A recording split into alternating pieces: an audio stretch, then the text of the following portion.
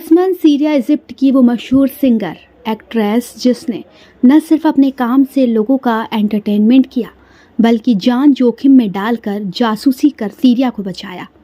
उनका जन्म एक शिप में हुआ था। कैरियर की खातिर असमान ने पति को छोड़ दिया और फिर उसके बाद लगातार उनकी ज़िंदगी रहस्यमय होती गई। कुछ समय बाद 32 साल की असमान की लाश एक नदी में मिली। मौत की वजह कार क्रैश बताई गई, लेकिन शक हमेशा ब्रिटिश इंटेलिजेंस एजेंसी पर रहा। उनकी आखिरी फिल्म में उन्हीं की असली लाश दिखाई गई थी। सालों बाद आज भी असमान की मौत की गुत्थी अनसुलझी ही है। आज NIN में हम जानेंगे असमान की पेचीदा जिंदगी की कहानी। तो चलिए शुरू करते हैं। असमान का जन्म 25 नवंबर 1912 को हुआ था। 1912 में असमान के पिता फहद अल अतरश तुर्की के डेमेर्सी शहर के गवर्नर हुआ करते थे। हालांकि ऑटोमन शासन खत्म होते ही उन्हें फ्रेंच सैनिकों से जान बचाकर भागना पड़ा। वो जान बचाकर बड़े बेटे और गर्भवती पत्नी के साथ एक सैलिंग शिप में चढ़ गए, जहां असमान का जन्म हुआ। उनके पूर्वजों के कबीले अल अतरश की सीरिया से फ्रेंच का कब्जा हटाने में अहम भूमिका रही थी। जन्म के समय असमान को अमल अल अतरश नाम दिया गया था। अरबी में अमल का अर्थ थे उम्मीद। यही अमल बड़ी होकर मशहूर सिंगर और एक्ट्रेस बनी। सफ़र खत्म होते ही असमान का पूरा परिवार 1922 में सीरिया के जबल अल द्रुज में आकर बस गया। लेकिन जब फ्रेंच सैनिक उनके घर पर बम से हमला करने लगे तो परिवार को जान बचाकर वह जगह छोड़नी पड़ी। पिता ने साथ आने से इनकार कर दिया तो माँ 3 बच्चों के साथ पलायन कर बेरूत लेबनान पहुंच गई। जब उन्हें पता चला कि फ्रेंच सैनिक उन्हें मारने के लिए ढूंढ रहे हैं तो वो जान बचाकर फ़लस्तीन होते हुए इजिप्ट पहुंच गई और एक असाइलम में रहने लगी। इजिप्ट के उस समय के प्राइम मिनिस्टर साद जाखलोल उनके पति के उनसे अच्छे रिश्ते थे, तो वो उनकी मदद से परिवार को कायरो शहर में बसने का परमिट मिल गया। PM ने उनकी आर्थिक मदद भी की थी। बचपन से ही असमान को गाने का शौक था। सिंगिंग उन्हें विरासत में मिली थी। माँ म्यूजिशियन थी और बड़ा भाई फरीद अल अतरश भी आगे जाकर नामी सिंगर बना। एक बार इजिप्ट के कंपोज़र दाऊद होसनी उनकी माँ आलिया से मिलने घर पहुँचे थे। मुलाकात कर लौट ही रहे थे कि उन्हें एक बच्ची की मधुर आवाज़ सुनाई दी। वो कोई और नहीं 3 साल की असमान थी, जो अकेले अपने कमरे में बैठकर गुनगुना रही थी। कंपोज़र दाऊद ने ही उन्हें स्टेज नेम असमान दिया। असमान को लगातार गाने के लिए बुलाया जाने लगा। घर खर्च निकालने के लिए वो अपने बड़े भाई फरीद के साथ एक नाइट क्लब में भी गाया करती थी। 14 साल की उम्र में कायरो ओपेरा हाउस में गाते हुए असमान को फेम मिल गया। अपने बेहतरीन गानों से असमान पूरे इजिप्ट में फेमस हो रही थी, लेकिन उनके परिवार को ये बात खटकती थी। उनके बड़े भाई फोद और उनके कबीले के लोगों के लिए ये शर्मिंदगी की बात थी कि उनके कबीले की लड़की नाच गाने का हिस्सा है। यही कारण था कि उनका बड़ा भाई चाहता था कि असमान शादी कर सीरिया लौट जाए। असमान का बड़ा भाई फौद उनकी जल्द से जल्द शादी करवाना चाहता था, जिसके लिए उन्होंने अपने कज़न हसन अल अतरश की मदद ली।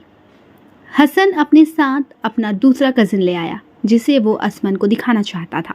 इजिप्ट पहुंचकर जैसे ही पहले से 5 शादियां कर चुके हसन ने असमान को देखा तो वो खुद उन्हें पसंद करने लगे। उसने अपने साथ आए लड़कों को वापस भेज दिया और खुद शादी का पैगाम उनके घर वालों के सामने रख दिया। असमान हसन से शादी नहीं करना चाहती थी, लेकिन परिवार के आगे उनकी एक न चली। आखिरकार वो भी अड़ गई कि शादी करेंगी तो अपनी 3 शर्तों पर। पहली शर्त कि वो जबाल अल द्रुज में न रहकर दमास्कस में रहेंगी। दूसरी शर्त वो कभी हिजाब नहीं पहनेंगी।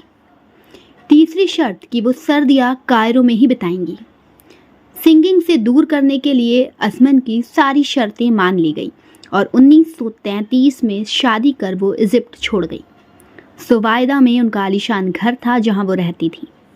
कुछ समय बाद असमान ने बेटी कमेलिया को जन्म दिया, लेकिन कुछ समय बाद उन्हें सिंगिंग छोड़ने का अफसोस होने लगा। जब उनके पति हसन ने उन्हें गाने की इजाज़त नहीं दी तो लड़ाई झगड़े बढ़ने लगे। आखिरकार दोनों ने 1939 में तलाक ले लिया। 1937 में पहले पति से तलाक लेने के बाद असमान कायरो आ गई और दोबारा गाने रिकॉर्ड करने लगी। इसी दौरान उन्हें इजिप्शियन डायरेक्टर अहमद बद्री खान से शादी कर ली। हालांकि उनकी शादी चंद महीनों में ही टूट गई। शानदार कमबैक कर असमन ने इजिप्शियन म्यूजिक इंडस्ट्री में खूब नाम कमाया। उनके गाने या तोयो, लयाली, एयल, उन्स, फिएना और एम्टा हटोने जबरदस्त हिट हुए, जिनसे वो अरब म्यूजिक इंडस्ट्री के स्टार सिंगर बन गई। अरबी गानों को वेस्टर्न बनाकर गाने के लिए उन्हें अलग पहचान मिली थी। 1941 में सालों बाद असमन सीरिया लौटी, वो भी एक सीक्रेट मिशन पर। दरअसल वर्ल्ड वॉर 2 के दौरान फ्रांस ने सीरिया पर कब्जा कर लिया था।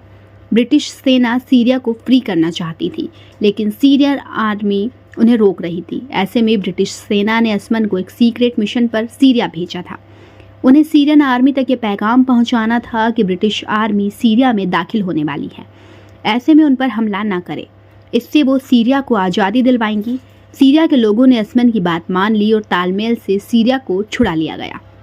सीरिया लौटकर असमन ने कुछ ऐसे कदम उठाए जो बेहद सवालों के घेरे में रहे। उन्होंने वापस आते ही अपने पहले पति हसन से मुलाकात की और उन्हें दोबारा शादी के लिए मना लिया। हसन भी मान गए और दोनों साथ रहने लगे। कुछ समय बाद खबरें आई कि असमन ने 2 बार आत्महत्या करने की कोशिश की है। हालांकि इसकी पुख्ता वजह सामने नहीं आई। कुछ रिपोर्ट्स में दावा किया गया कि वो दोबारा हसन से तलाक लेना चाहती थी, जिसके लिए उन्होंने सुसाइड की कोशिश की। आखिरकार हसन ने उन्हें दोबारा तलाक दे दिया। तलाक लेने के बाद असमन के तौर तरीकों में बड़ा बदलाव किसी से छिपा नहीं। वो जेरूसलेम के सबसे बड़े किंग डेविड होटल के नियमित गेस्ट बन गई और उनके खर्चे काफ़ी बढ़ गए। लैविश लाइफ जीते हुए असमन हर किसी की नज़रों में चढ़ने लगी। असमन ने इजिप्शियन डायरेक्टर अब्दुल सलेम से तीसरी शादी कर ली। दावा किया गया कि उन्होंने इजिप्ट में बसने के लिए शादी की थी। अब्देल के असमन के अलावा भी कई दूसरी महिलाओं के संबंध थे। उन्होंने फ़लस्तीन में अपनी पत्नी की मौजूदगी में ही असमन से शादी की थी।